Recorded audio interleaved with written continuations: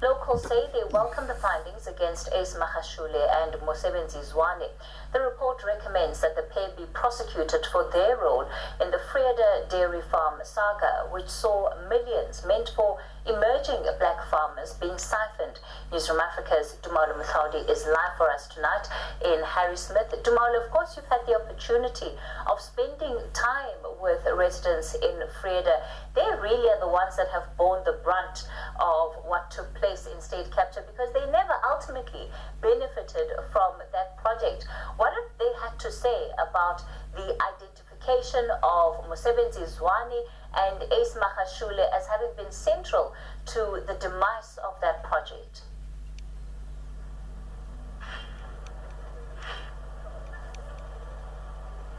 Well, Kathy, they certainly have welcomed the state capture report and the recommendations, saying that this is justice long coming.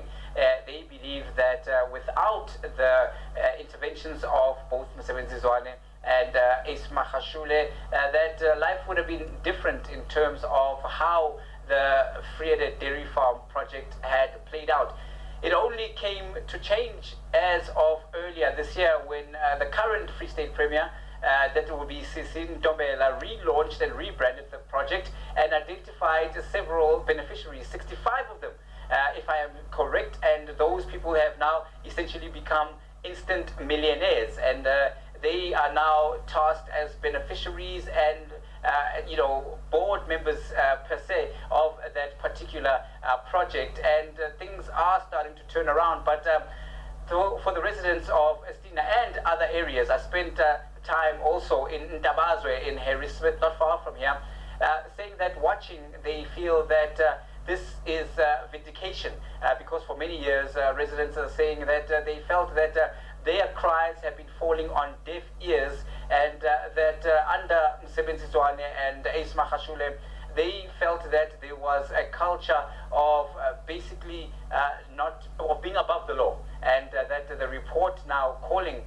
for them to face the music is something that they've long been waiting for, and it's something that they feel is vindicating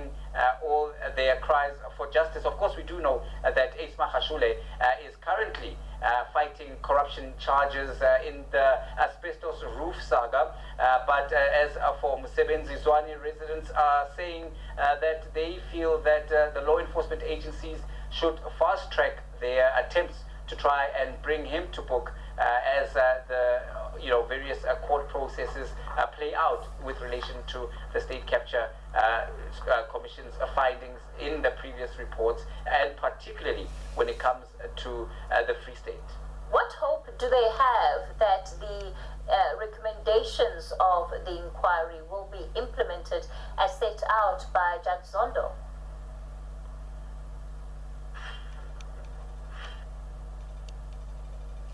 Well, they certainly are saying that the asbestos matter has shown that there is a willingness by, of course, the law enforcement agencies as well as the legal fraternity to prosecute even those who hold the highest positions politically. And of course, we do know that at the time he was charged, Ace Magashule was the Secretary General of the ANC, a very powerful position politically in South Africa, and he has since been forced to step aside while he addresses and fights those graft charges. And they're saying that they're watching very closely what will happen, but the key matter here, for many of the residents, especially in areas that are visited, is the fact of restorative justice. Many are saying that they feel that they will die underneath those asbestos roofs, despite the fact that there is that court process underway. But when it comes to the Estina, with the Vrede Dairy Farm project, because Ostina was the company that was brought in by the Guptas to manage that particular handover to the residents of Vrede initially. And we do know that despite the 250 million plus price tag, that the residents are saying that they saw no value. In fact, what is quite interesting, Kathy, and what shocked me, I must admit, is I spoke to one of the employees who are currently now being employed by the Freda Dairy Farm project, which has been relaunched by current Premier of the Free State, Ndombela, saying that conditions working and monetary-wise, in terms of remuneration, were better under the Guptas. I certainly didn't expect that coming. I didn't know what she meant by that, and she explained further that, of course, she felt that they were getting more monetary value under the Guptas, that conditions have changed, but there is a new board that is now overseeing the Freda Dairy project, and that new board is trying to cut costs, trying to make sure that the project is sustainable. Now, other residents in Freda are saying that they are feeling hard done by because not everyone is benefiting. The expectation was that the entire area would get something out of that particular project. So there is a bit of a mixed bag reaction. However, when it comes to the issue of the prosecutorial leg of things in terms of the recommendations of the State Capture Commission of Inquiry, there certainly is no doubt. Many are saying that they want to see the long arm of the law reaching and making sure that Mosebenzi Zwane and Ace Mahashule pay for what has happened in the Free State. Tomorrow, just before I let you go, one of the things that was also identified in that report, and in fact it had its own heading, and it's really around the death threats and those that came under threat for not only having been whistleblowers, but that continued to champion the issues of that community, and how there were basically no cases opened with the police in some of the instances where there were direct threats on their lives. What do we know about where the individuals who gave evidence at the Zondo Commission of Inquiry are today, and especially about their safety?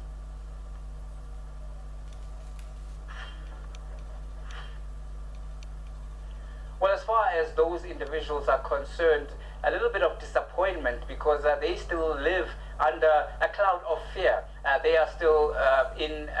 Estina, in Freda, I beg your pardon, here in the Eastern Free State. Many of them had to go into protective custody just to basically secure their safety, particularly during the period when they were giving evidence before the Zondo Commission of Inquiry because of those death threats. Many were saying that they feel that more people could have come out, except that because of those death threats that were received by those who participated, even by those who lodged affidavits before the Commission of Inquiry and didn't necessarily go forward and give direct evidence in terms of the hearings themselves. Many felt that they were compromised, and as whistleblowers, they were effectively picked on. Some of the residents there even complained bitterly at that, Kathy, that they lost their jobs at the Freda Dairy Farm because they were then sidelined and they were basically marginalized as whistleblowers. So that speaks directly to them losing their lifeline in terms of getting livelihoods for their family. And they say that they've never recovered since. So this speaks to the broader question of how whistleblowers have been handled. And we do know that, of course, Chief Justice Raymond Zondo, even at the time he was chairing the Commission of Inquiry into State Capture, was very, I'd say pragmatic, for lack of a better word, when it came to whistleblowers, saying that he appreciated the great sacrifices that many of them made to try and ensure that the scope of state capture was exposed and to come forward and assist the Commission of Inquiry. So those from Freda, many of them are saying that they still fear for their lives, and they're watching very closely what will happen because they're not sure if the long arm of the law will ensure that justice is served, and only then will they be convinced, because this process has been long in the making, and the longer things take, they seem to have the perception that perhaps those in the higher echelons of government or the higher echelons of the ruling party political circles seem to get away with a lot more than ordinary citizens can. So they are watching it very closely with the hope that justice will be served. Right, Dumalo Mathodi, let's leave it there for tonight.